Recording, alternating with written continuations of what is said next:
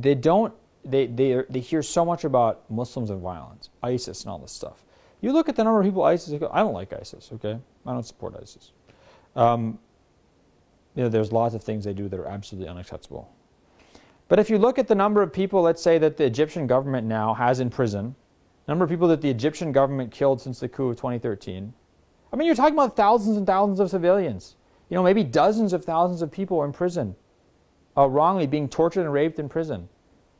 I mean, what's the difference between that and ISIS, really? I mean, you're talking about governments or organizations that kill thousands of innocent people, imprison or torture thousands of innocent people.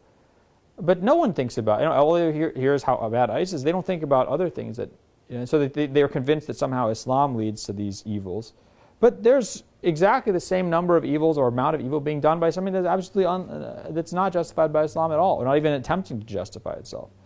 So I think this is, ISIS exists because the United States invaded Iraq and destroyed all the institutions of that country and left it in a complete mess. That's a fact.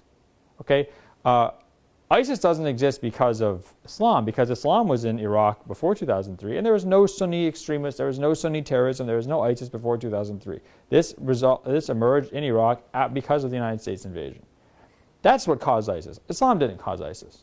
But if you look at the U.S. media, it's obsessed with getting people to talk about, is Islam the cause of ISIS? Is ISIS because of Islam?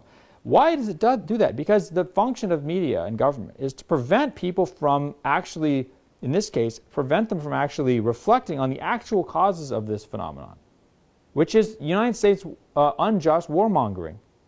Because if people sat there and said, wait a second, we got talked into invading this country, it was a total disaster, now we have this ISIS business, then they might say, maybe we shouldn't go and invade countries the next time we're asked by our government to support a war.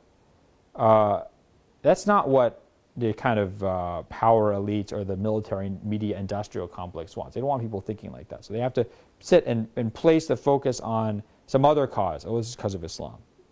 They don't want Americans actually thinking about what really causes these things. So when I tell Muslims or even non-Muslims about this is, don't be bamboozled by what you see on TV. It's very simple. I mean, I know it's obvious, but just because people say stuff a lot on TV doesn't make it true.